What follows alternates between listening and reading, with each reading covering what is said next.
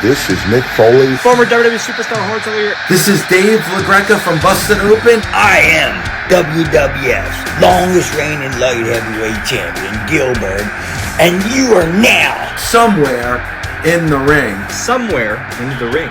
Somewhere in the ring. Somewhere in the ring. Have a nice day. And what I love about it is clearly to scale. I think that is how big. That's just how big Mick Foley's hand is. Oh, yes, he's not done. Excellent. Let's go. Oh my God, man! The Mankind signature. Hold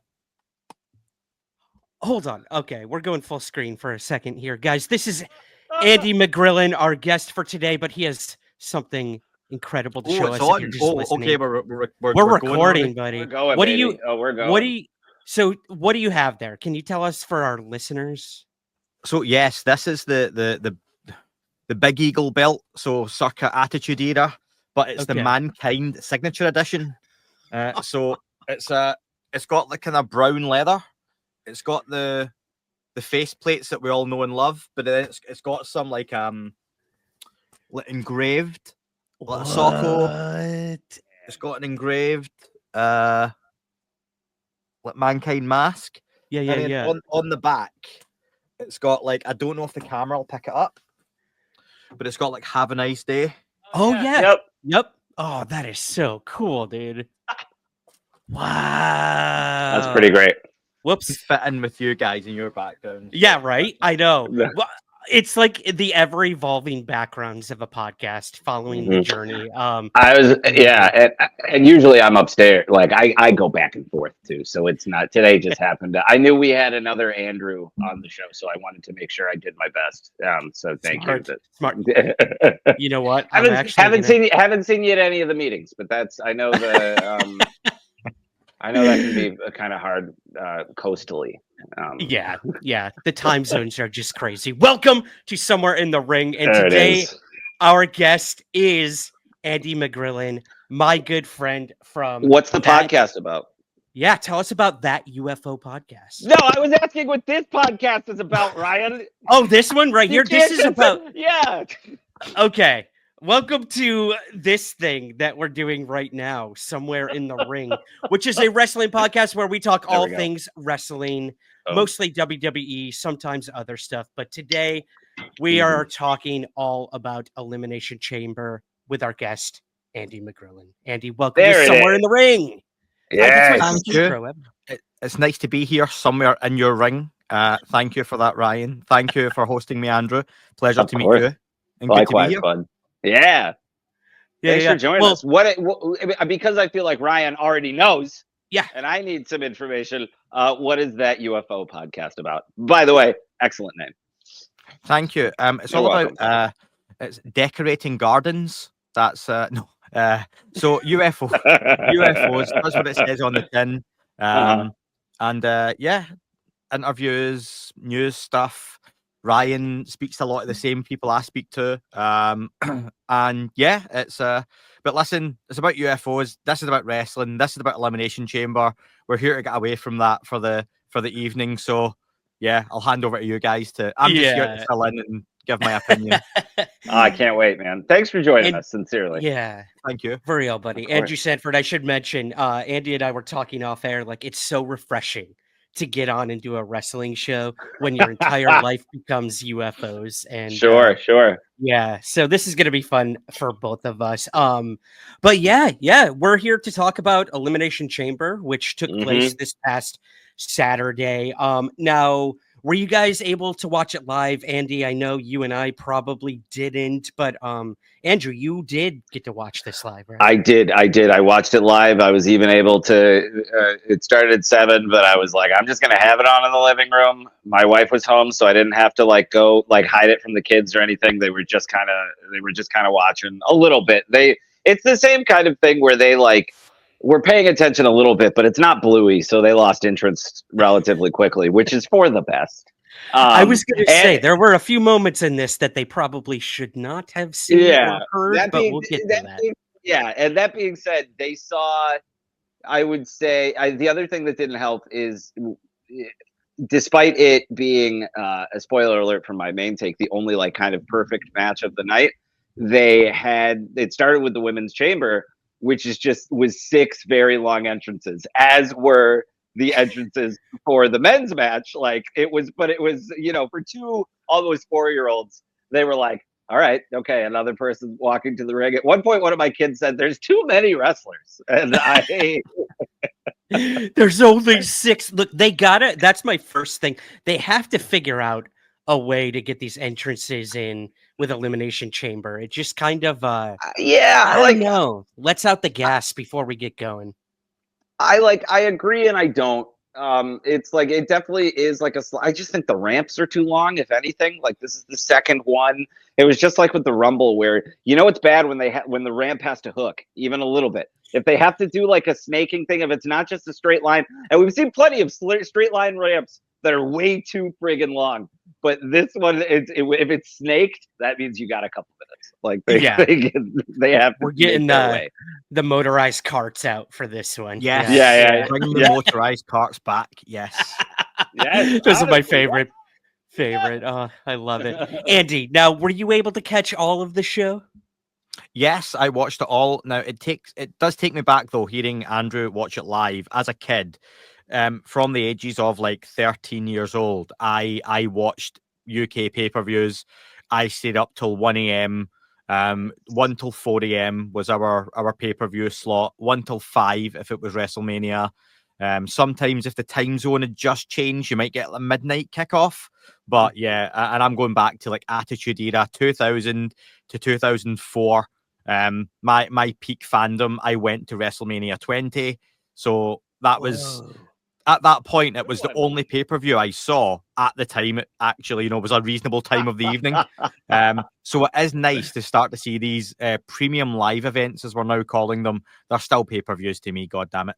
They're starting at reasonable times, even 11 o'clock in the UK and stuff. So, but no, I'm now an old man compared to being a young child back then. I have young children myself, and didn't get to watch it. I did watch the full recording thanks to Netflix. Yeah, which I'm loving. I'm loving now that, they're no longer, all the deals have changed with the broadcasting and everything, that now in the UK, we get both Raw and SmackDown and PLEs all on Netflix. So it's all in one place. I don't know if that's going to remain that way. I'm not exactly sure. Get even better. You can't have a full monopoly until they control everything. And as we know, monopolies are pretty great. So it's going to be, they're pretty awesome. They're wonderful things. They're great for innovation, and it'll be all Netflix at some point. Exactly. Well, Andrew, speaking of monopoly and controversial things, because monopoly is very controversial. That transition did not work. Nope, I'm still on board with you. Guys, go ahead. Just roll with it. We started off Elimination Chamber with the booing of the Star Spangled Banner. Now, Andy, I know this probably isn't going to mean much to you, but Andrew and I were deeply, deeply offended by that, weren't we?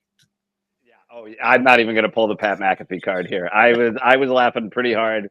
I actually I saw somebody skeet out on Blue Sky about how they were just like, oh, Pat McAfee's big mad about them booing the national anthem. But I was like, I think he's just in character. I was like, that just sounds like somebody who, when you start to politics and wrestling start to cross over, you get people who don't understand wrestling. And that just I thought that was kind of funny. And, he's probably a little mad, but he played into it. We've seen it. You can't talk to Aaron Rodgers that much and not have 1 or 2 screws loose. That is true. That is true. Yeah.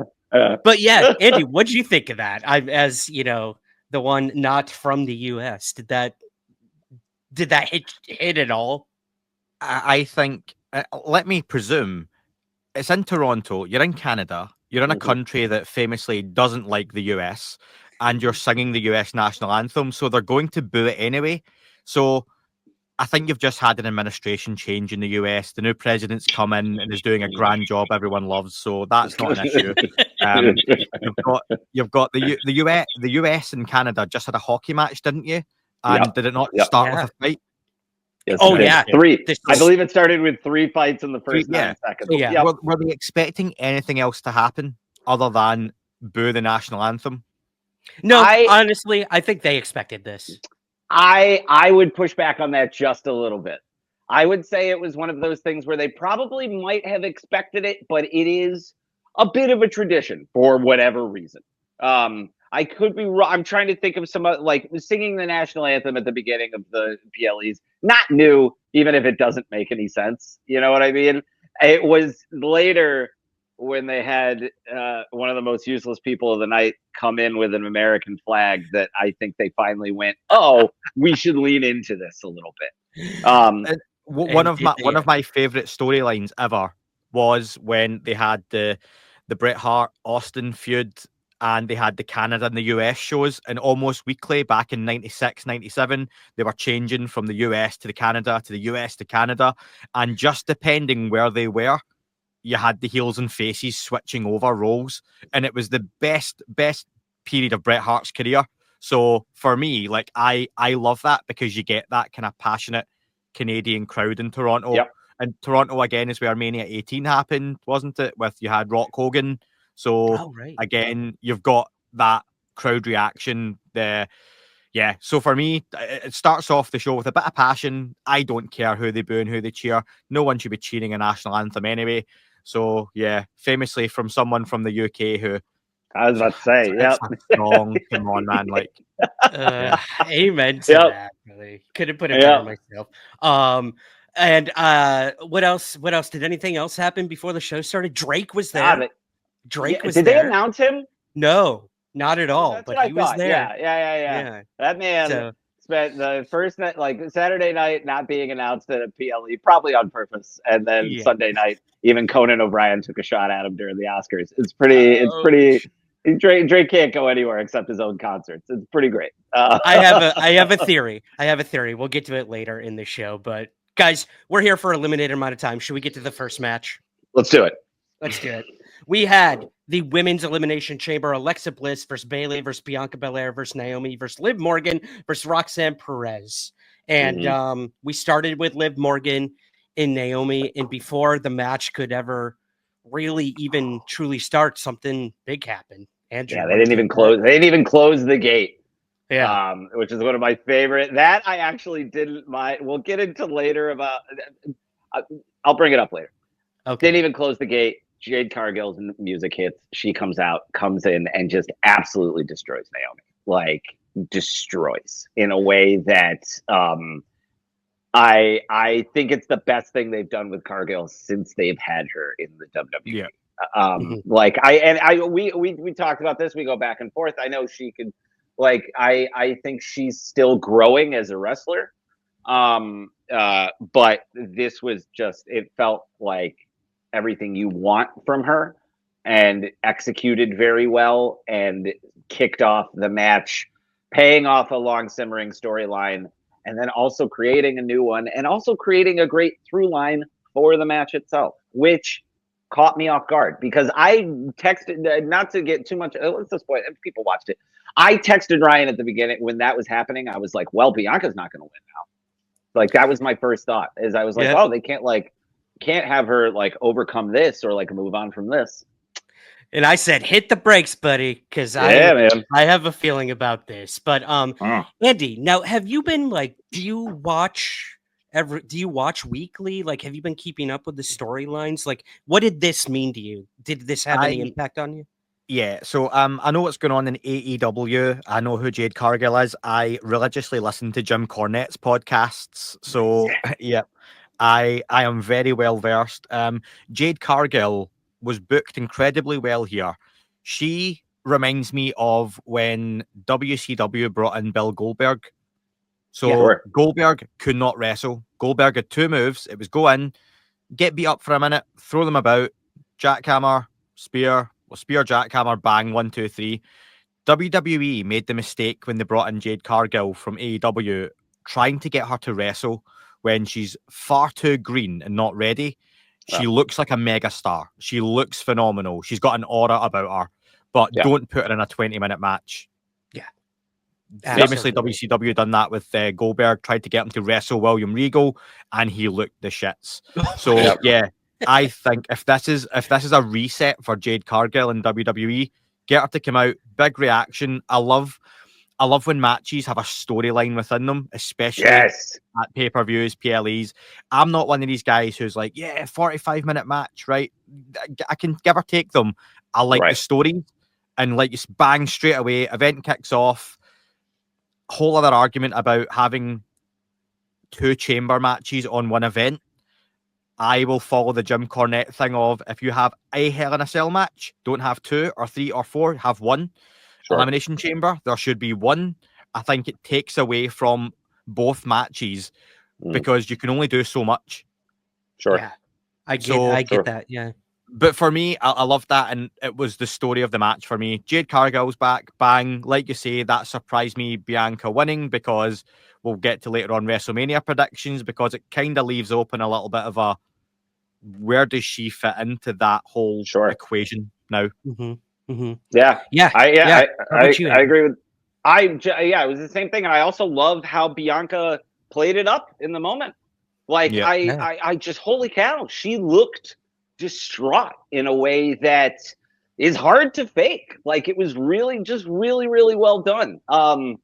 And Andy's right. Like, it set up a storyline for the match where it just gave. Because I think, like, Ryan, you and I had both, I think, picked her to win. I think the betting odds were high enough for her to win. But there wasn't, like, a real reason for her to win, if that makes sense. Like, it could happen, sure, and it would be fun, and we would be excited. But, like, it's like when Andy stated, what's the story? And to give her a story that quickly at the beginning of the match and have it carry her through to, like, overcoming one of the greatest villains in the WWE in Liv Morgan, I just thought was excellent storytelling, excellent setup. I wonder if Rhea's gonna. We're recording this before Raw happens. I wonder if Rhea's gonna win tonight. I'm honestly kind of not sure. That's a good point. Yeah. But this was a perfect match, in my opinion. This was like a. Yeah, like everybody was firing on all cylinders. Everybody got to show what they're good at. It got brutal. Bianca and Liv, as the last 2 competitors, basically wrestled a full match after everybody was eliminated. Like, it just kept clicking and moving, and everything fit, and every spot was great. And I just loved it. I loved it. I'm gonna just piggyback off of you guys. I think reset is the perfect word, Andy, for Jade Cargill. This is going to completely revitalize, I think, her not botched entrance into the WWE, but I think it was. I think all right. Fair. Yeah, I think botched is fair as well, especially in retrospect. Fair. Like, because her first was the Rumble, right? That's where she was debuted. The Rumble. Yeah, and even then it was just. I think I remember wanting her to eliminate Nia Jackson. I can't remember if that happened or not. Yeah, like, but it just in the sense. Well, it's not even about that. Just in the sense, like, you have somebody who looks like they could beat up anyone on the roster. Have them go in and it's prison yard rules to be like a little crass about it. Have them go in and take out the biggest person there. Show how tough they are. And I can't remember if that happened. Yeah. So, great match. But that also speaks to what Andy's saying, which it was a botch. It was a botch. Yeah, that's fair. And, Jade she was crying when she started heading to the back. There's been a lot of videos coming out showing her, like, this clearly affected her. Naomi is maybe dead. We don't know. Bianca was clearly very affected by this. So I can't wait to see what they do next with that. We won't go through the entire match, but like you said, we had a brutal bout between Bianca Belair and Liv Morgan, to the point where Liv Morgan posted a photo of her the day after, and she looks like she's been through hell and back. I mean, bruises everywhere. She's got a huge welt on her stomach from that hair whip heard around the world. My God. Good Lord. Was that effective? Yeah. Oh my God. And to have it happen up there too, because it was like, not only she got hit, then she almost falls off. Like, everything looked so real, so scary, so fun. Like, I just, Bianca Bianca was our winner, and then we got This a was little the one thing I stare missed off. because I had to go put my kids to bed. I was like, all Yeah. right, we got to go brush teeth and stuff. So I missed this part. So But we got it a does- stare off between Rhea Ripley, Io Sky, and Bianca Belair, setting up a possible triple threat match. Are we looking It at looks- that? I don't It know. looks like the "What are you looking at" meme. The one when I would go with a 4-way. See, Andy, I keep pushing that. Yeah, because I think that kind of has to happen. I can't remember a time in the last few years where a heavyweight title has been put on the line at WrestleMania that wasn't a one-on-one match. Yeah. I feel like it's been a long time. And it gets Jade. There's how you get Jade into the match as well. Oh, interesting. Okay. Yep, I didn't even think about Jade being in the picture for that, but that makes Down sense. for that. That makes But sense. yeah, this does very much look like Io's being like, "Why are you looking at?"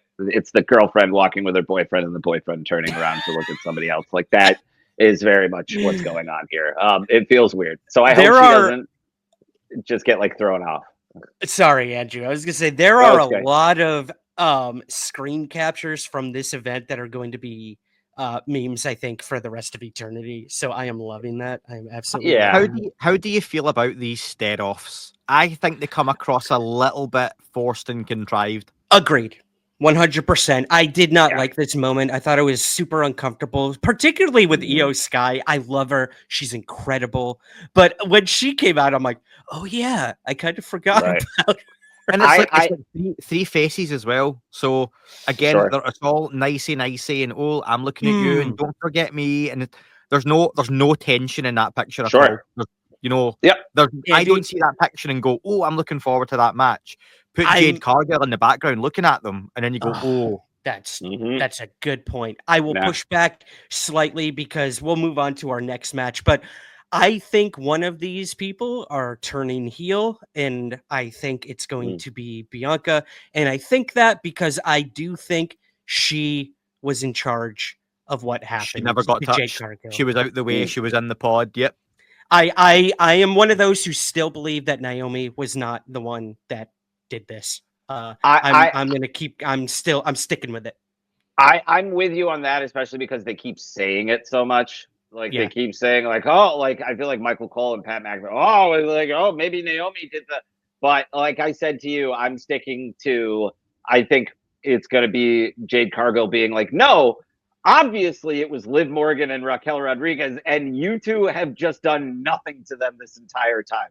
Like it doesn't take a detective to figure out who hurt me, and yet you two have just been playing nice and doing your dances together with CM Punk and stuff. I feel like it's going to be more that angle.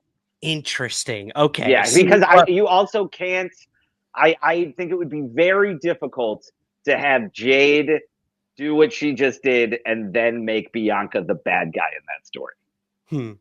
You know what I mean? Because Jade did something. She beat up Naomi in a way that a heel beats somebody up. Yeah, that was brutal. That was very rough. I also loved how, like, again, Naomi looked like she was dead. She couldn't move. She's getting rolled out in a stretcher. And the announcer says, so Naomi has been eliminated. Yeah. Like, oh, really? Okay, we weren't sure. We weren't exactly sure. Hey, you were texting me at that time saying, "Wait, are they going to add in another person?" So that is was true. For you. That was for you specifically. That was specifically for. That's fair. Anything else about this match before we move on, guys? I'm glad it was Naomi because I don't like her. Oh, interesting. Okay. Naomi, go away heat for me. She has X-Pac heat circa 2002 for me. Awful music, awful dance, awful wrestler. I'm sure she's a lovely person, but yeah, go to TNA and stay there. Not a fan of her music. I would have to agree with you on that. But I look forward to how this story plays out. We'll see. Yeah. I was also excited to see Roxanne Perez get another. I think she's got a bright future. That kid. Oh, absolutely. I think that she could be. I remember I was calling Ricky Saints a kid, and he's like 38 years old. So I have no way to judge wrestlers age-wise at this point. Speaking of which, Jade Cargill came out with a promo video for like her new reset, as we're calling it. I love that term, Andy. And it was incredible. She put it on her Twitter, her Instagram, and it was directed by Ricky Saints of all people. Oh, cool. So Weird. Pretty interesting. Yeah. Yeah, check it out. We put it on our Twitter X and our Blue Sky, so you guys can go check out that. It's almost like a music video, or no, it's more like a promo package. Yeah. Okay. Let's move on to our second match of the night. We had Trish Stratus and Tiffany Stratton versus Nia Jax and Candice LeRae. I always mess up their names. I always flip the last names for some reason. But this was interesting. Tag team match, and we had Trish. God, I keep mixing up their names. Trish coming home in Toronto. She got a big, a big pop. But I will say, I think Tiffy got a bigger pop than Trish, and that was unfortunate. You'd almost say you knew exactly how this match was going to play out from the moment it started. I would even say from the moment it was announced. I love Trish Stratus. Was my favorite female wrestler growing up. She's also gotten better.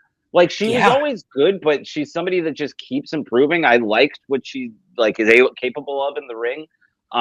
This match just did nothing for me.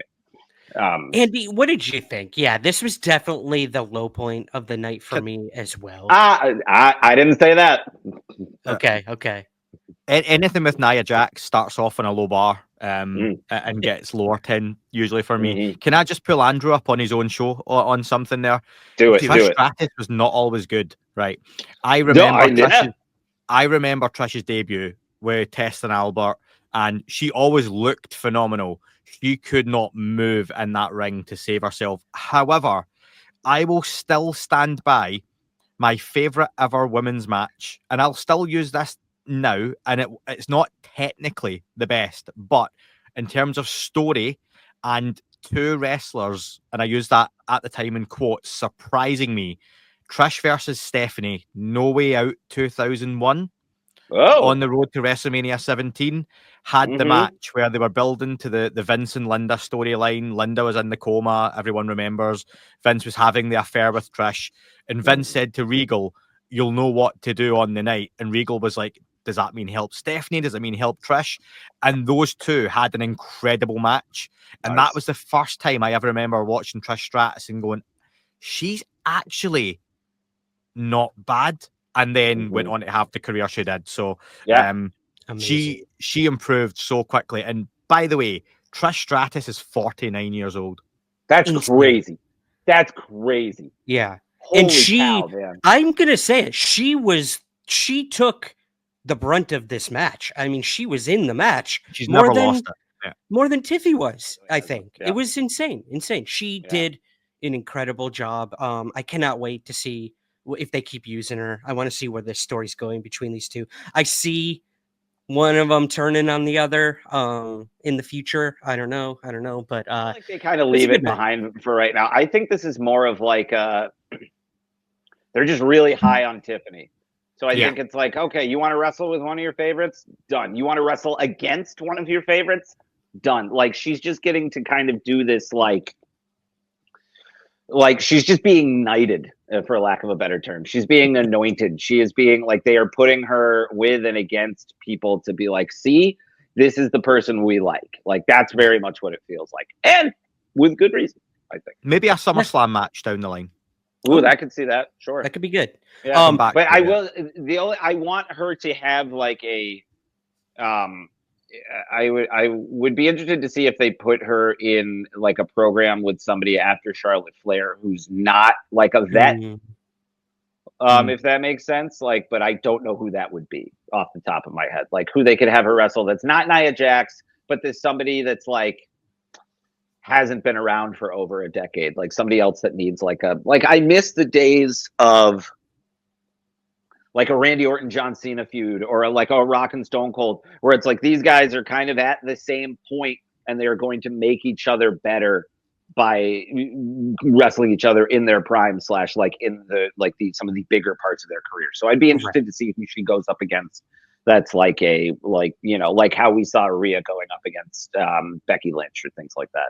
Even though I guess Rhea's a little later than Becky Lynch. A little bit. Yeah, I don't know. Yeah. I do want to mention, I don't know if you guys caught this, and I'd love your opinions on it. There was twice at the end of this match when Tiffy hit her prettiest moonsault thing.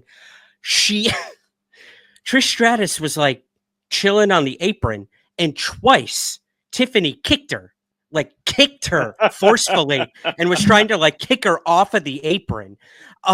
It was so weird and so awkward, and I don't know why. At first I'm like, oh, she's trying to get her out of the way. She's doing the right thing. She's about to do a move. Maybe she doesn't want her to get hurt or something.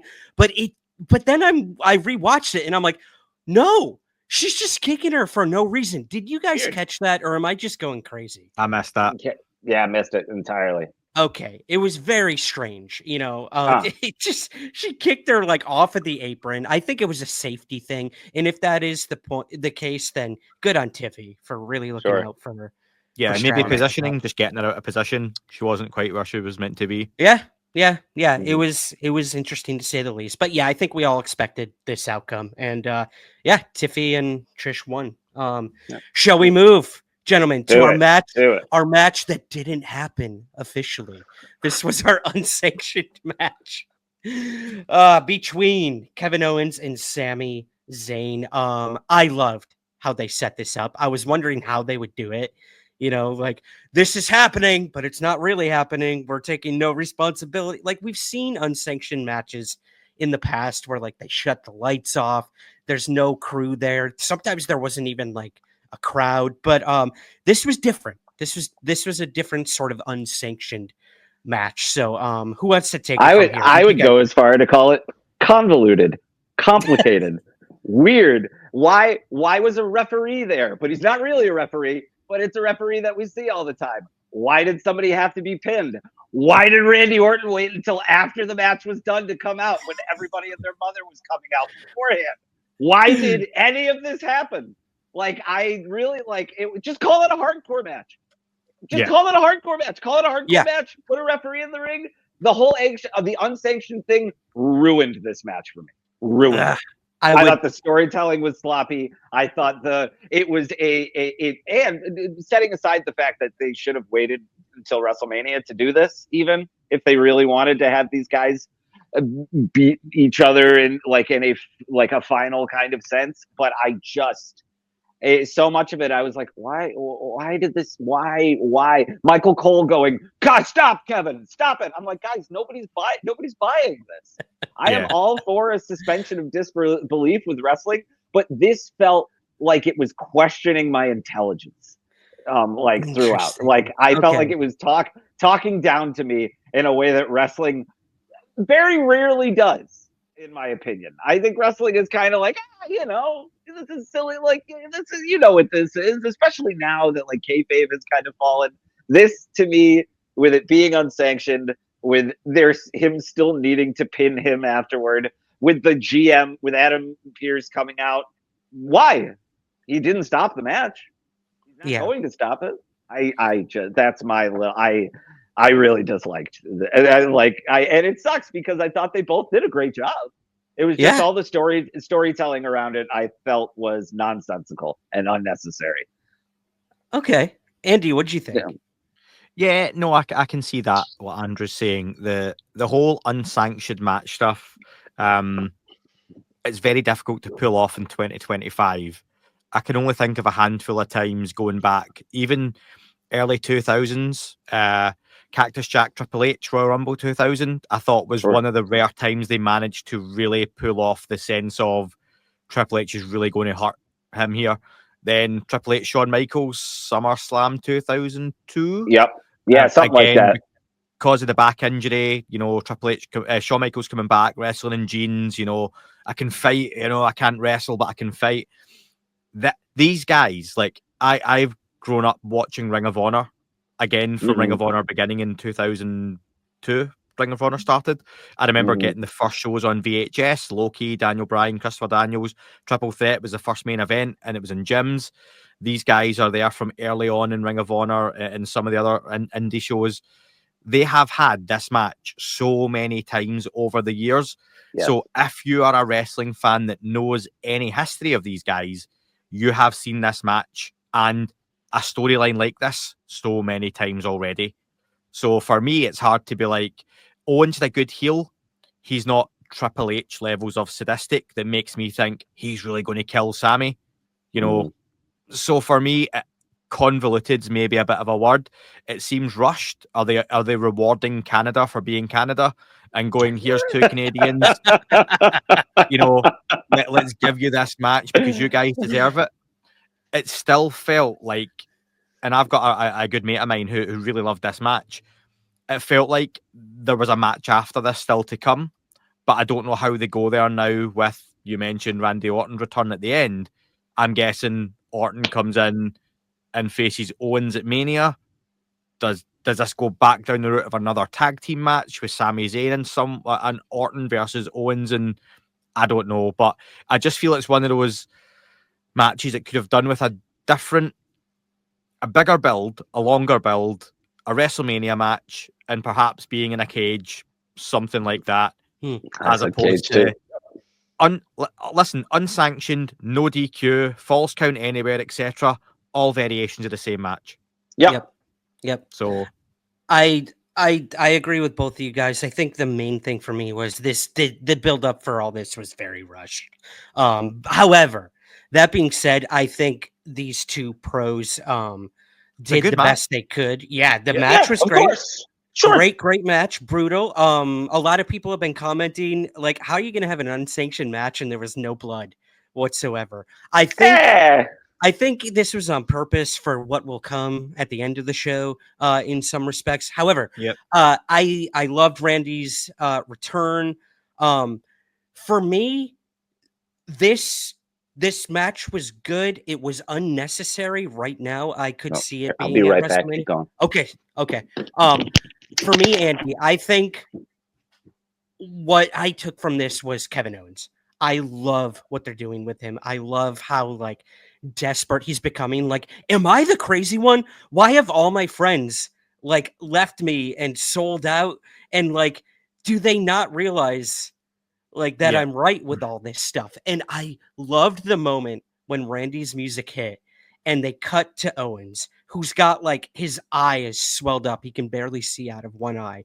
And he's just like looking up at the ramp. Like, are you kidding me? He was almost in tears. I think of what he just did to his best friend, had to do in his own eyes.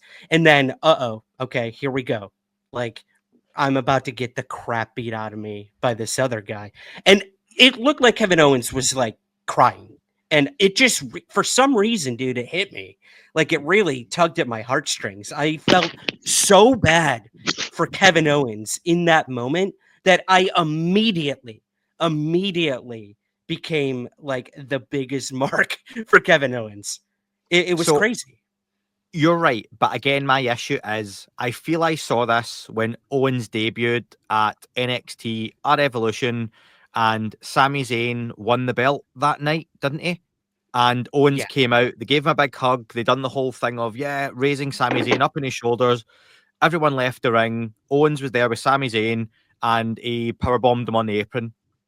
And he felt upset. He had to do it. He's a pride, and that was Owens' kind of journey in NXT. So, like I say again, I feel I've seen this before. And this is my thing with like Kevin Owens, I love as a heel. Not against Sami Zayn, because I feel you could watch this match on every PLE and it would be good. They would always have a good match. It would always be 3, 4, 5 out of 5. It'll never be bad. But I want to see Owens do something different. And can I give you my idea? And it's funny you've got Orton on the screen, right? I used to love when Orton done his Legend Killer gimmick. Mm-hmm. I always thought as Orton got to the end of his career, I would love to see it, and I'm going to say I'd like to see Owens do this instead now, because I feel Orton's past it, where and I think Owens would be ideal for this. He's jealous now of the young guys coming up. So he was once the young guy killing the legends, and I always thought I'd love to see Orton go to NXT, and especially now it's on a bigger platform, and like go through the main guys in the NXT roster. Like, do you know what? I was once the young guy killing off the legends. Now I'm the legend. I'm going to stop the young guys coming and taking my spot. I could see Owens doing something like that, where he's like, do you know what? I'm like, Adam Pearce can ban him from a title shot. You know, you've fucked up Sami Zayn. You know, we're not giving you title shots. You need to, do you know what? We're going to send you. And he goes, do you know what? Fuck this. I'm leaving. And he shows up in NXT. and he goes after some of the young guys in NXT, and that would elevate them. You could get one of the main NXT guys on a WrestleMania card that way, but I think you would have an air of believability of like a Kevin Owens who's snapping and going after the young guys coming up, and he's taking his frustration out on them, and it's that cowardly heel thing, but you never know where it's going to go. Are they going to put the young guys over? Are they not? And that was always something I wanted to see for Orton as he got on in his career. But again, a long way of saying, I just don't see that Owens. It's not fake. It's not over the top.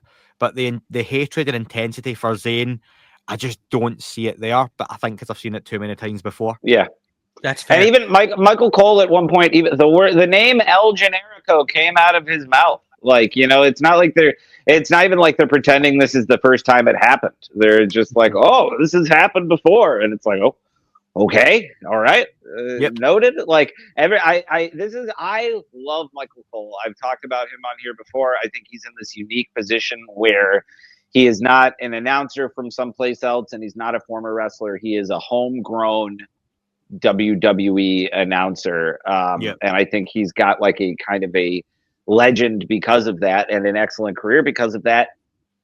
This was the first time where I was like, Michael Cole, I need you to stop. I need you to stop. I need to not hear you anymore, because you keep pretending like this is something that it just clearly isn't. Yep. It seemed like a lot of things were forced. But we'll see what happens. Like you said, we're recording this Monday, March 3rd, before Monday Night Raw. So anything, we all know what happens on shows right after a PLE. A lot of big stuff could happen. Yeah. So I don't know. If The Rock's available. If he's available. Let's get to it, guys. Our main event, the men's Elimination Chamber. Drew McIntyre, Damian Priest, Seth Rollins, Logan Paul, CM Punk, John Cena for the men's Elimination Chamber. McIntyre and Rollins began the match with Logan Paul entering, and then Cena. I won't go beat by beat, but Drew was unfortunately the first eliminated, which I was surprised about. Actually. I kind of loved that, because Ryan and I had talked about this. The rumor that Drew McIntyre was going to win had caught fire like within the 24 hours leading up, and that it could have been planned, but it also felt very much to me them being like, oh yeah, you think this guy was going to win? Guess what? We're going to have him eliminated so quickly and so unceremoniously that it kind of doesn't even make a lot of sense. I didn't mind it. I think it's funny that Drew McIntyre kind of keeps getting embarrassed every time. Yeah. But I love him, and I would love to see. I was somebody who kind of got swept up by the idea of like, ooh, what if it's like Drew McIntyre becomes The Rock's new, like, you know, little toady or errand boy or something like that. I think that could have worked. That was my prediction, like literally 3 days ago. I think it was exactly that. And again, a lot of surprises. And to be frank, if they're building towards a Damian Priest Drew McIntyre WrestleMania match, I'm very much here for that. Again, will that be a second time? No. It's because Priest came out and beat him for the cashed in the Money in the Bank on him last year. Money in the Bank at WrestleMania. Yep. Andy, what I want to get your thoughts before we get into the match. Did you have someone you wanted to come out on top? Did you have a prediction before this match happened? And for me, it had to be Punk or Cena. Okay. Damian Priest needs to go away, and if that means a different company, then fine. He was botched. Ooh. Hey, what's going on, guys? Ryan Sprague here from Somewhere in the Ring, and Andrew and I just wrapped an awesome episode of the podcast. We can't wait to share it with you soon, but before we do that, we need your help. We need your ratings and reviews, specifically on Apple Podcasts and on Spotify, the two largest platforms in the world to get podcasts. Now, we are a small independent podcast, and we are going up against some pretty big hitters in the wrestling world. So in order to get featured, in order for us to find new listeners and gain visibility, we need your help. And that starts with a rating and a review over on Apple Podcasts or on Spotify. It takes just a couple moments, but it means the world of difference to us. So, from Andrew and I, thank you so much for your unwavering support. We can't wait to keep doing the show, and we hope you will consider a rating and review for us somewhere in the ring.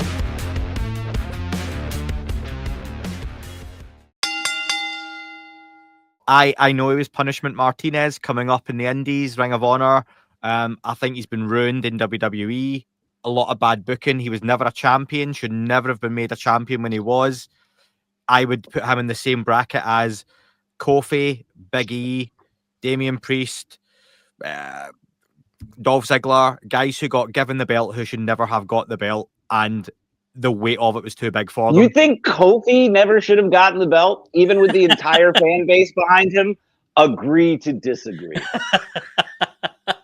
The fans don't always know what they want, and that was one of those occasions. That was, not for me. That was just like, do you know what it should have been? Kofi should have got the belt in a moment like when Jericho first beat Triple H on Raw, and then they reverse the decision, and he doesn't get it. Give him the pop, take it straight back off him, restart the match. If you want to give him that moment, they're not main eventers. Damian Priest looks a very uncomfortable main eventer. He looks like he suits being in a faction like Judgment Day. And yeah, I'm not saying he might not push on. I always struggle with guys with the double singlet, you know, with the Kevin Nash look. I feel he's cosplaying as Kevin Nash, and I don't think that works for him. Just not for me. Damian Priest needs a reset and a repackage badly. Rollins, I'll just give you guys my opinion. Rollins, I loved, but for the last couple of years, ever since the Seth freaking Rollins stuff, if he left the company, I wouldn't care, because the character is brutal. The way he dresses is go away heat for me. It is not good. It reeks still of Vince McMahon, his idea, and it was a bad idea. Drew, I like Drew, not only because you're a Rangers supporter, but I think Drew is the kind of guy you can put out first in this and embarrass him, and it doesn't hurt him, because he's got the size, the look. His promos have got so much better. I think you can kick on with a Drew McIntyre down the line if you need to. He is far more a main eventer and worthy of a title than a Damian Priest. And I think he carries himself better and is more believable.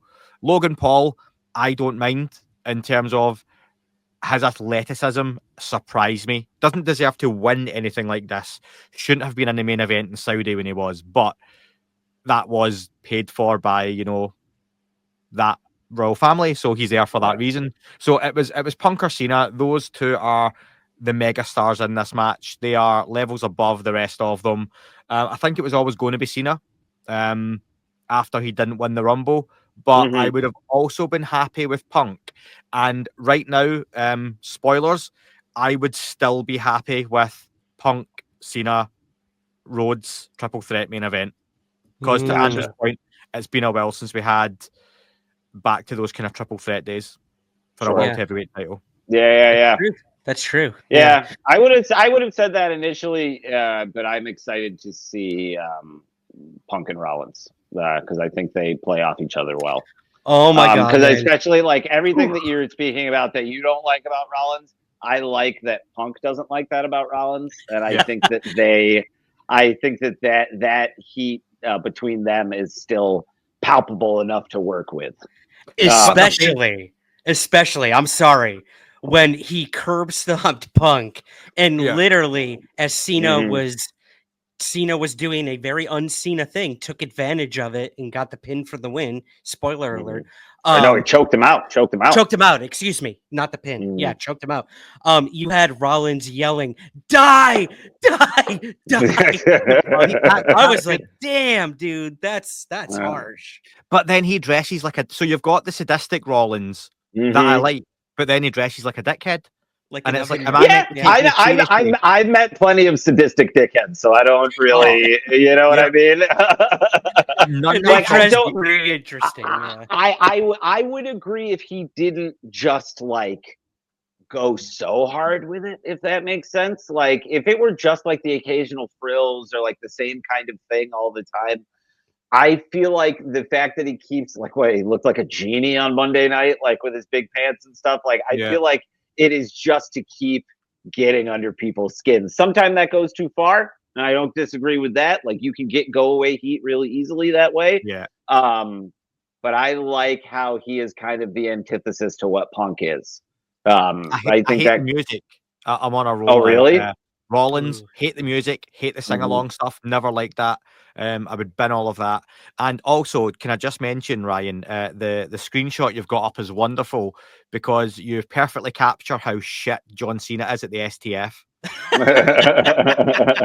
And look at Punk's face. Punk is doing his best in this screenshot to be like, I really need to sell this because Cena does not lock those in. Oh, like, dude. Even with those arms, like. I was dying. I was cracking up. I mean, Punk like crossed his eyes. He stuck his tongue out. It was a cartoon. It was a cartoon. Yeah. I'm not gonna lie in that moment. But Cena came out on top, guys. Cena came out on top. He's our winner. He's going to WrestleMania main event. But that wasn't the end of the show. No. We had one more segment. I don't think it's worth talking about. Maybe we should just end the show here. There you go. Yeah. I will say real quick. This is not necessarily the first time, but I even think that Logan Paul's athleticism is getting. He's just not good at this. Even as an athlete, even as maybe it could be the way that the match was booked out. The frog splash was fine, but I feel like he has stopped taking risks, which was one of the main things that I liked about him before, and he is bad at being a heel. It kind of started okay. Yeah.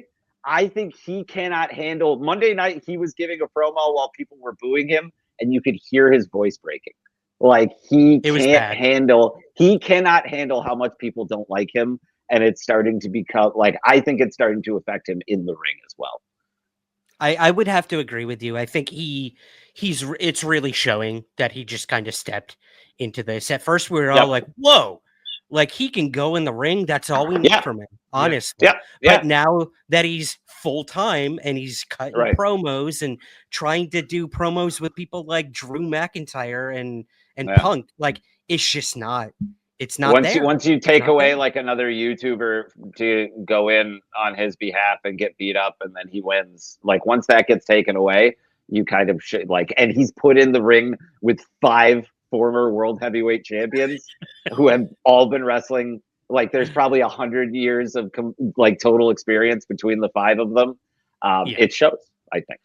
So is that not on the company then to protect him? And absolutely. If you want him to be a star, why are you putting him in those situations where you know he's going to get eviscerated on the mic?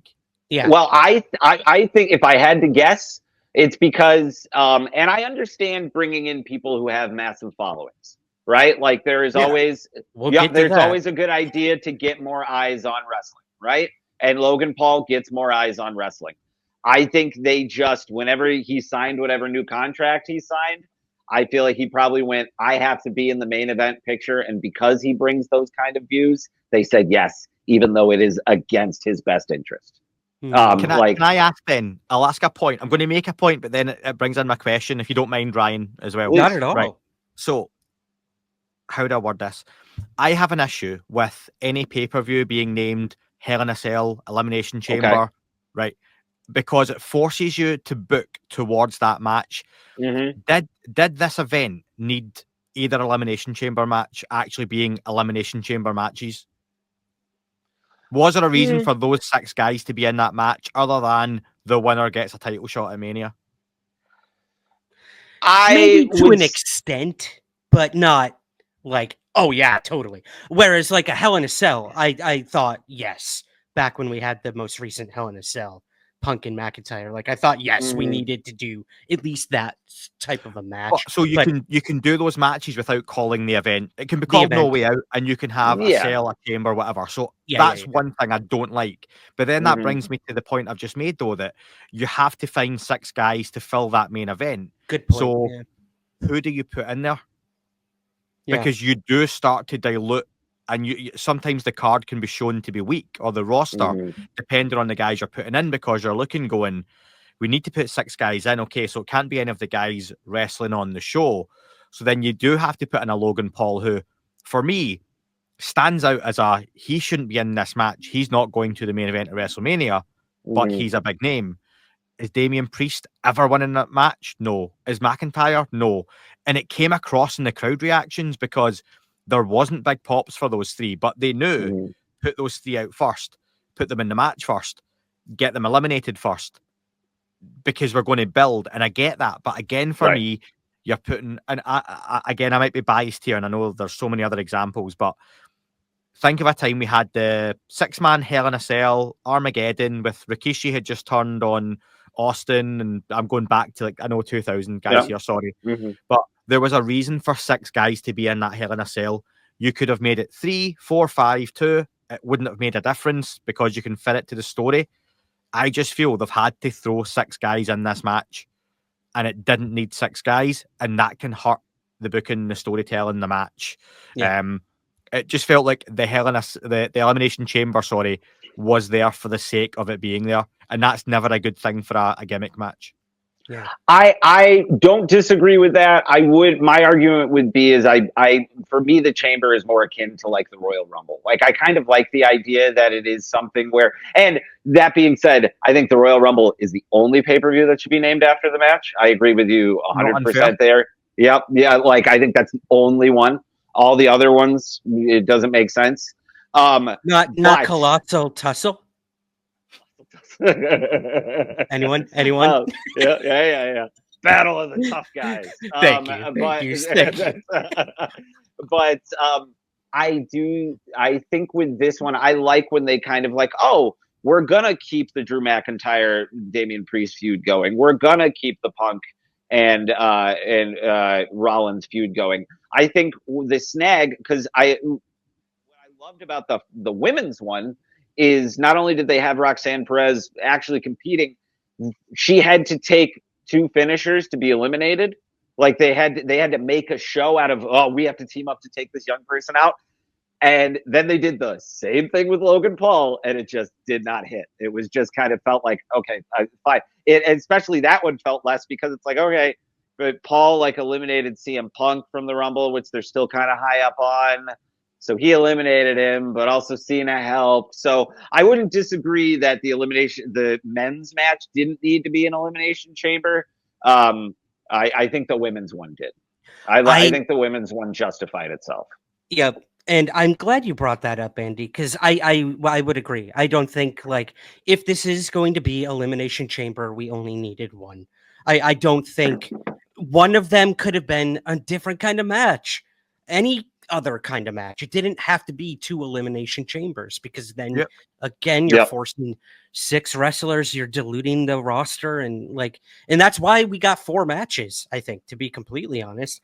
We're used to 5 matches, 6 matches at an event like this, and now we only got 4, and I think it's because, like you said, like, they used a lot of the wrestlers as the 6. So I don't know. And Andrew mentioned as well earlier, that's 12 entrances. Yeah, sure. 2 minutes each per. There's 24 minutes of entrances. Yeah, too much. Yeah. Guys, let's get to the last segment as we start to wrap things up here. We're going on the hour. We had John Cena win, and Cody Rhodes came in the ring to give his proclamation to The Rock of, am I going to sell my soul to The Rock? And then we got The Rock coming out, not alone. Came out with the one and only Travis Scott, and came down to the ring, and The Rock wanted his answer from Cody. And who wants to take it from there? Andrew, I'll let you take it. What did you think of this segment? Run us through it. In the moment, I was pretty stunned. Right? Like I even though I kept the words, "Why is John Cena still here?" and "Why is Travis Scott here?" came out of my mouth several times. As kept being like, "Why is Travis Scott here?" I still don't really have an answer to that question. Nobody does. But the Cena one, I kind of liked that. I was like, "Oh, that's why he stayed around." This kind of big moment. I thought the F-bomb didn't make sense coming out of Cody Rhodes. I thought I that love moment. I understand why people liked it, and I understand it's like, oh my god, he just said the F word on WWE television. Why not have Cena do it? Like, why give Interesting. Rhodes something that is kind of a heel move when you're about to have Mr. Make-A-Wish Foundation turn heel? Like, just imagine if John Cena told Cody Rhodes to go F himself right before he did what he did. Oof. Like, then it's kind of like all doors are busted off. Like, we don't know. There is no turning back. There is no, like, this is what it is. Interesting. So that was my biggest gripe, aside from The Rock completely botching a simple throat slit. Just a simple throat slit. And the man just could not do that. I was like, they're coming up on like his cheek. And then he like does like a kiss thing. And the camera guys clearly didn't know what to do. 2-shot. You do a 2-shot. You pull back. You rest on the 2-shot. I don't know why they kept doing close-ups. Oh, thank you, Mr. Camera Operator over here. Look, man. Look, I get it. No, and honestly, I think he was promoting the upcoming Smile 3 movie coming out. Actually, I think that's what that was about. Yeah. That is a good point. Andy, what did you think of Cody Rhodes giving us the go F yourself? The first, I think, F-bomb that the WWE has not purposefully censored. That was sanctioned, we'll say. Yeah, sanctioned F-bomb. Yeah. It wasn't an unsanctioned F-bomb. That'll be the next premium live event. It'll be called the F-bomb, and they all just say F-bomb and they don't mean anything. So I totally appreciate Andrew's point, and I like the idea that they could have gave it to Cena. Mm-hmm. However, Cena's not there long term. Right now, they have so many eyes on the product, new and returning folks. I know people saying to me, I'm going to watch this. I've got a mate who literally texted me yesterday saying, I might watch this just up to Mania again because it sounds really interesting. Yep. So if you're getting newer returning eyes on this, you know it's Cena's last year. You've seen Cena now turn heel, okay? Cody's a guy that a lot of folks might not know. So for longevity, this guy drops F-bombs. I can see why they give that to him because past December, Cena's gone and isn't coming back. I do think there would have been a gravitas to it, Andrew, had they gave it to Cena. You know, Cody, or even Cody, you go fuck yourself, kick Cody, bang. You know, he could have dropped a second one, but then does the first dilute. I don't know. But yeah, I can see that maybe being a longevity thing, longer term. I like this. On the throat slit thing, this is what's confused me, and I think we'll get an answer to it soon. Rock, when he first came out a couple of months ago at one of the events, came out and done the 3. Yep. And Bad then, Blood, I think? Or was that the end of one of those? Something might have like been that. before that, actually. Yeah. But then he does the one hand. Bad camera work, Andrew. This was AEW levels of camera work, who always miss fucking everything. Ryan, you could be about to moonsault off the top of the Empire State Building, and AEW would cut to the sidewalk. That's what they do, right? And that was there from I remember the very first Dynamite. They had the cameras on Kevin Smith and Jay Muse as someone was running down the ramp to hit them, and you just see Kevin Smith and Jay Muse like, what? And then just awful. And do you know what? It's like missing a pinfall. Yeah, it must be a really difficult thing to get right, and I think that is one thing. Even through the Kevin Dunn decades of WWE, WWF, he made that look easy. Those famous camera shots we've got over the years, you know, Vince versus Hogan, and he comes up over the ring apron and he's got the eyes and the pipe and the blood. How difficult it is to get that stuff right. Or the Crimson Mask with Stone Cold against Bret Hart, like speaking of what you said earlier. Like simple camera shots. Yep. But they get it perfect. They nail them first time, right? Rock, Hogan, we could go on and on and on. But for me, the slit thing, he's done the 3. He starts with the 1 and it goes to 2. The camera comes away and it comes back, and I think he's then went and kind of blew his hand, blew a kiss, and that's when Cena does his thing or whatever. That needs to be explained. Was it a 3-2-1 over the course of months?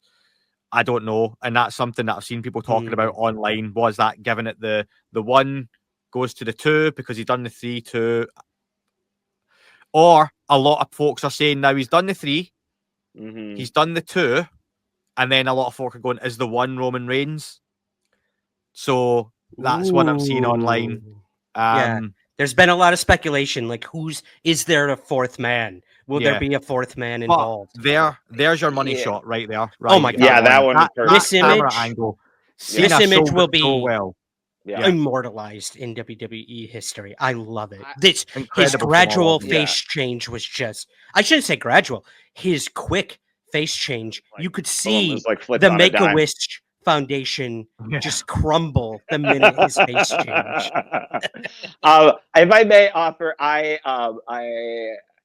WWE has been doing a lot of long-term storytelling and booking in the Triple H era. They have definitely picked up on loose threads. I find it hard to believe that The Rock has meant anything by the number of figures that he has held up. I think it could easily be one of those situations where he sees the online chatter and goes like, oh, maybe we should do something like this. But I think you just have someone who is just so high off their own supply that they just think that whatever they do is brilliant. I think the Kiss thing because they discuss so much of this, especially something like this with cameramen, with people in the back, with producers, all this stuff that like it's nitpicked and I feel like our man is just he's bringing that Vince McMahon energy, which is I'm just going to do this. I'm just going to do this at the last second because I've changed my mind. And if that leads to something, of course, like it's just like last year when he tried to pretend that his whole plan was to come back and be a bad guy. Like, he knows how to pivot. He knows how to move. But I honestly think that was just him going like, ooh, it'll look cool if I like go like this. Because then it's also like maybe I'm taking a mask off. It's not just that I'm slitting my it's like, and then I'll do the kiss because that's very like, it can be anything with his Elvis bell bottoms and stuff that I honestly love. I love whoever Rock is playing this, Andrew. Rock is playing this perfectly, right? And you're right. And I'll add, there was years when Rock came back that it meant nothing. As soon as the pop was gone for a good decade, I would say at least a decade, it was rubbish. And ever since he's came back with the bloodline stuff and now this final boss, that I'm loving this. The way he's looking, I thought he played yesterday superbly. Travis Scott, to be fair to him, as the kind of dickhead in the background that you really want to see get even just a punch, but you think, would they have him even take a worked punch? I don't know, but you just want to see something happen. Apparently he's been training. That's for me. I'm like, I'm loving this, and Rock has been absolutely superb. So I thought they played it perfectly. Yeah. I thought, and I think Travis Scott's getting a lot of hate online. Like, people are like, why was he there? That he ruined what could have been historical.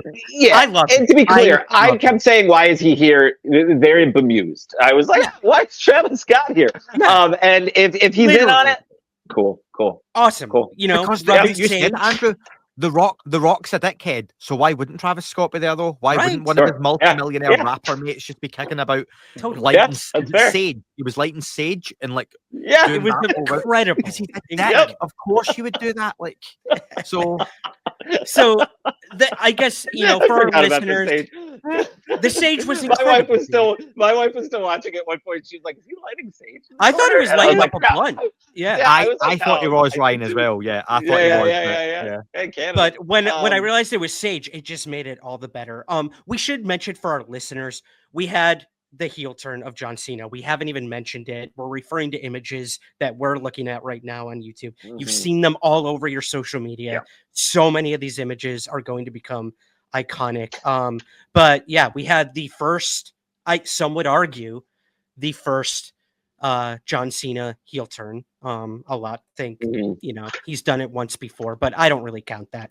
And this this is it's not a heel turn if you start as a heel. That's like a good point, once he turned face, he never looked back. Yeah. And beat the crap out of Cody Rhodes, bloodied him. That was brutal. They really lit into him. That aspect of it was real. I mean, the whole thing was effective. Don't get me wrong. Like even the F-bomb is like me nitpicking a little bit. It just felt like such a I think the F-bomb is almost kind of like pointless if the heel turn happens right afterward. Does that make sense? Yeah. Like it kind of took the air out of it because the F-bomb should be its own big moment. It's just like how they had Randy Orton return at Survivor Series. And then Punk came back too. Like, so it's just like people aren't going to remember that Randy Orton came back that night. They're going to remember that Punk did. I get what you're saying. I think people are going to memory hold this F-bomb very quickly. Interesting. Okay. See, the only thing I'd push back with, Andrew, is I think this was part of The Rock's final boss character, that he's always a step ahead, and he had this contingency. He knew Cody was going to say no, at least in my opinion. Yeah. I think he did. Yeah, And I agree with so that, but why have him use why have him make history first? Okay, that's so fair. that I think maybe that goes to my point though, that you've got folks watching this who are going, am I going to watch another PLE or WWE show after this one? And they go, oh, people are saying F-bombs and John Cena's now a bad guy. And The Rock and Travis Scott have beat up Cody Rhodes with John Cena. So I think you've got the F-bomb that isn't there even for us as long-time fans. The F-bomb's just there to keep folks and go, by the way, this isn't for kids anymore. Actually, it's always been for kids. Even when it wasn't for kids, it was for kids. Because I grew up as a kid watching it. Sure. Watching the cat go topless and Sable go topless and some naked Midian running around, right? That wasn't for kids, but kids still watched it. So that doesn't matter. All they're saying now is, adults, it's okay to watch this again and tell your friends. So we could actually, and people always said it would never come back, there's potential that you go into something akin or the closest thing to the Attitude Era again, because they're literally pulling the mainstream in. They've got Travis Scott, they've got Logan Paul, they've got people, kids and teens are watching now and interested in, as well as the adults going, Cena's a bad guy, Rock's really cool again. It's really, really well positioned for a huge year for them. And if they really play their cards right going through Mania, they can retain a huge audience and not have the Mania drop off they normally get. And so, but then I guess my question there is, do you think they're just going to keep dropping F-bombs? I think they have to. I think what they're allowing is the bar for language. They can start saying, do you guys swear on this show much? We don't, but it's okay. Okay, Go ahead. but It's Ryan. Ryan has get, to do the editing, so but you would get guys saying, like pussy all the time. Sure. Oh, you're a pussy, but they would never say that in PG WWE. Right. They're opening the door to go, do you know what? The guys might say shit. The guys might drop an F-bomb. The guys might say X, Y, and Z a little bit more. You are going to see more blood. You are going to see a bit more sexualization of X, Y, and Z. I mean, The Rock's got so much cleavage on show there anyway. It doesn't make a difference. But, I think they're just letting folk know, because this was always the thing. Are they ever going to get away from the PG era? I think they're just kind of slowly breaking that down and going, look, we're on Netflix now. Everything's going up, and we've teased little bits and pieces. The last taboo they had to really break down that Vince McMahon hold was Cena as the guy and the hero, and they've finally done it. So for me, everything's on the table now. And a lot of folks asking, is this a bigger heel turn than Hogan? Probably in the grand scheme of wrestling, when the history books are written, no. However, I don't think you can judge the impact of this until we see how they follow it up. Sure. Because how they followed up Hogan's heel turn in 96 with the NWO, it was the following up that made all the difference. 96, 94, 95. I think it's 96. Yeah, I think you're right. That's a really good point, man. It's too early to tell. It's too early to tell. We have no idea what this heel scene is going to be. New music, new gear. He could turn face on Monday night. Good, he won't. But, he won't. No, but I know my thing is it's still, because I agree with what you're describing, but I do still think that mostly appeals to us, to the wrestling fans, because I don't know if somebody like a wrestling layman or like a newer fan would know that they don't usually swear. Does that make sense? Like to know how much of a taboo it was that they said the F-bomb. But I do agree that it does send more of a message of like, this is what the product will probably be like, at least for also, a bit. Andrew, like in the UK, Ryan, you'll probably know this now. Like in the UK, the ticket prices traditionally here, house shows have been for kids, and you get the geeks like us who walk about with our belts at an event, you know. Sure. But it's people taking their kids. If you go Mhm. on the comment section on X or Facebook, it's parents complaining, parents who don't watch the product, that they can't afford to take their kids to these events. Yeah, Because Interesting. house shows are now a couple of £100 instead they're of insane. 20 and 30. Yeah. The back row of Raw in the UK in Glasgow is £175, which is what, $250, $240 for Jesus. the back of the event, with the very back row. And it's like, that's not for kids. Parents Sure. aren't taking their kids and spending £800 or dollars on 3 tickets for a wrestling event.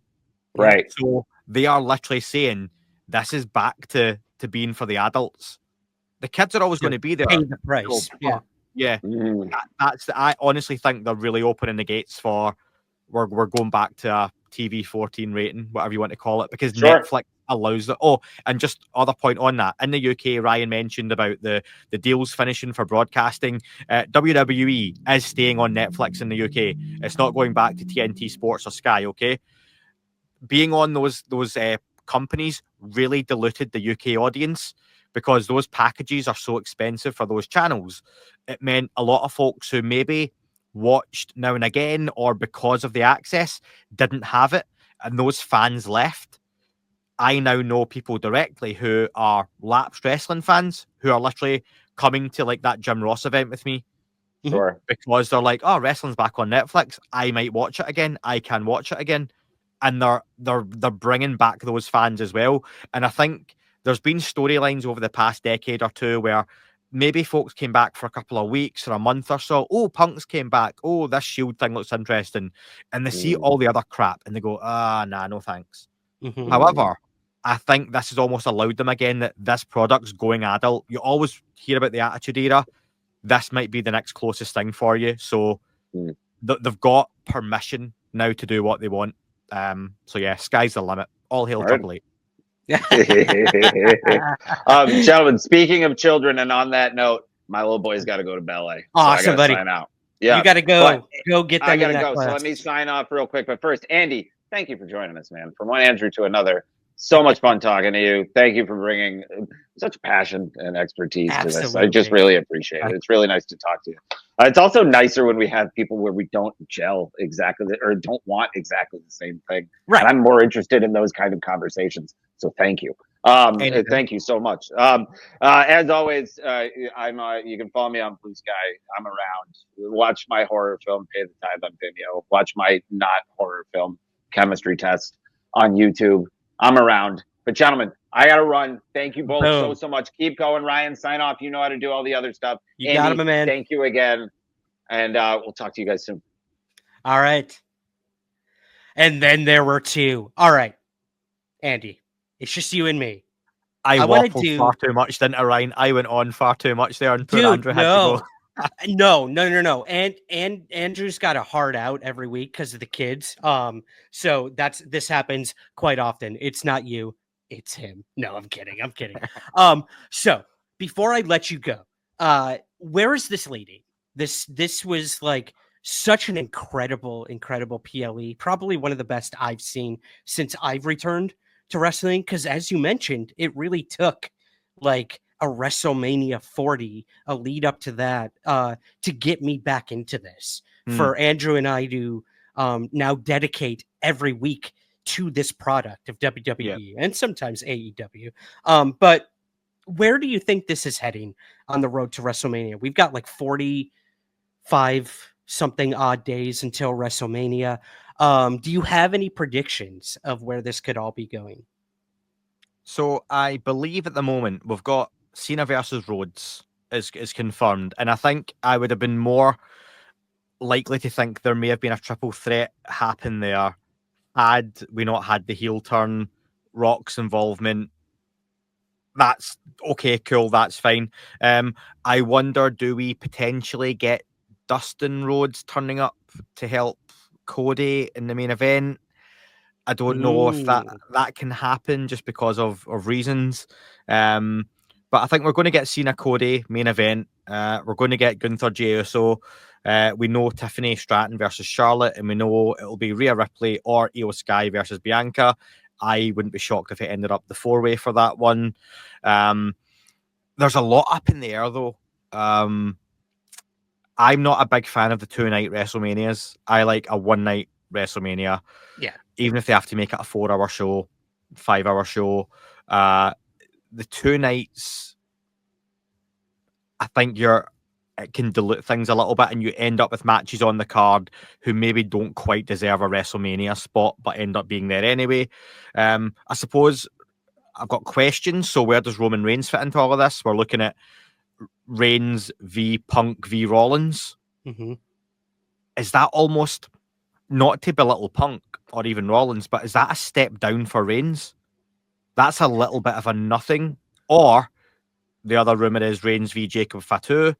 That's a big one for Jacob Fatu, but then you've got Reigns literally in a match with no title involvement. He's not going to be in a title match. Yeah. Solo's back. You've got Randy Orton's now back. I'm guessing he's going up against Kevin Owens. I hope Gunther beats Jey Uso. I'm just throwing stuff out there. I don't want to see. For me, and this will be really controversial. I said to my good friend, I don't see Jey Uso as being someone who should be champion yet either. I would like to see Gunther keep that belt because I like he has an old-fashioned, really, really hard, tough, long reign champion. He's a guy who could have that for a couple of years, I feel. Right. But modern day, I think that's harder and harder to do. What about you? Where are you sitting with a lot of these guys who are just kind of dancing around the outside? You know, I will say, like, I do fall victim to kind of these sort of not cheap heat, but like cheap, like put the rocket on them and send them up there. Like I was huge for LA Knight for a while. That's since faded, I think, for many people, myself included. Unfortunately, he's great. You know, I did catch the whole Jey Uso fever. I'm a sucker for it. But I get really what over. He's so over. Yeah. But you know, that's fine. He can be over with the crowd, but it doesn't mean it's best for like the story. You know, that they're two separate things. And I think you're right. Gunther, like, what did he have? The longest reigning, was it Intercontinental title run in history? So like that was incredible. I get what you're saying. I would like to see him do that again. He's too good to keep out of a title, in my opinion. So I agree with you on that. The other big thing you brought up is all these people returning. Orton, Charlotte Flair just came back. You know, think what you want about her. You know, obviously The Rock and Cena will be dipping in and out in the next, you know, on the road to WrestleMania and everything. This has the potential to be, I would dare say, even a bigger WrestleMania than last year, which is going to be pretty damn hard to do. But we have all of the key elements, and it's just a matter of like how we get there. So like you said, sky's the limit. There's too much that could happen between now and WrestleMania, but I do like that idea of the four-way match for the women's title. I love that idea. Do you think we see Brock back before Mania? No. Night after? Nope. I don't see a Brock return personally. Because of the stuff in the background? Yeah, unfortunately. I could be totally wrong. They could be. I mean, Triple H has gone on the record, I think, unless I'm mistaken, of saying, yeah, that's not happening. He's still on the website, so anything can happen if you're still on the website.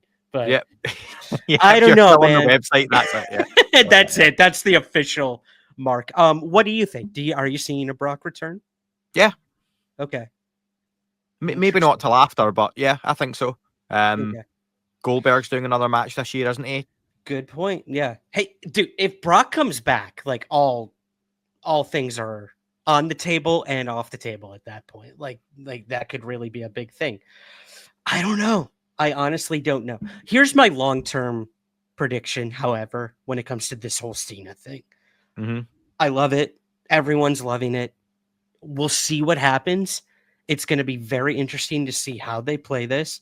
I honestly, I'm going like long term until Cena literally fades into the sunset as he has promised us all.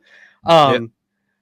I don't see him turning back babyface before the end. A lot of people think he's going to have this moment of realization and a reckoning of sorts and go out as the hero. I think he's going to go out a hero, but I think it's going to be as a heel. I think what he's doing here is I think he sees himself as a martyr for a lot of these guys, Cody specifically, of like, look, I'm going to sell my soul. I've sold a part of my soul. I always come back to the WWE, but I have become like almost a poor man's Rock.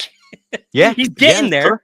Yep. He's getting there in Hollywood. He's great. He's a phenomenal actor. We saw it at Elimination Chamber and Peacemaker, if you watch that. But I honestly think like by the end of Cena's run, he's going to be like, I did this for the champions. I did this for the baby faces. I did this for the heroes. And don't do what I did. Don't do what The Rock did. So that's kind of how I see this all playing out. I think long-term Cena is going to go out a hero, but not necessarily the babyface we all know him as. So I don't know. Is that too pie in the sky, you think? No, I don't think anyone who the fans want to see turn heel can stay heel for long. Yeah. Because Austin, Roman Reigns was the one for years. Everyone was like, turn heel, turn heel, turn heel. Finally done it. Everyone was like, oh, how cool is this guy's a heel? Cena will be the same. He will make you laugh. He will be funny. He will be different. And people are getting not sick or bored. Maybe bored is the word of Cody's face run. Yeah. So you have a Cody Rhodes to turn heel.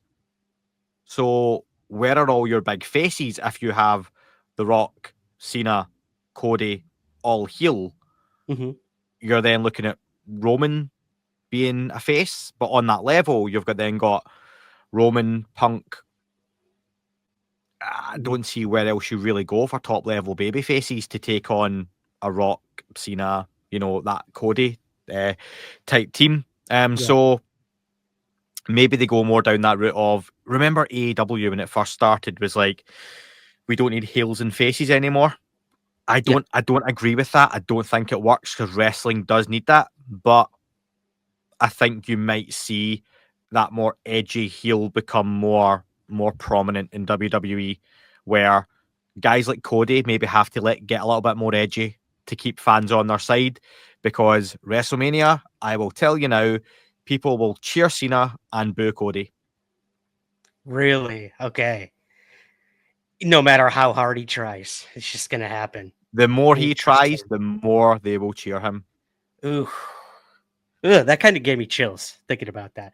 I can't wait to see how it plays out, man. This is going to be incredible. And I think it's going to honestly be some of the best acting we've ever seen Cena do inside the ring and outside of the ring as well. So yeah, it's going to be super interesting, man. Okay. So let's give an overall rating as I go through puberty here. What would you give Elimination Chamber 2025 on a grade scale, A to D? Do you know what? Without that final segment, B plus. With that final segment, an A. Not quite an A plus, because I think it lacked any real wow match. And I mean proper wow match. But just for that alone at the end, that takes it up levels for me. So yeah, good storytelling. And I like storytelling through a pay-per-view, PLE, whatever you want to call it.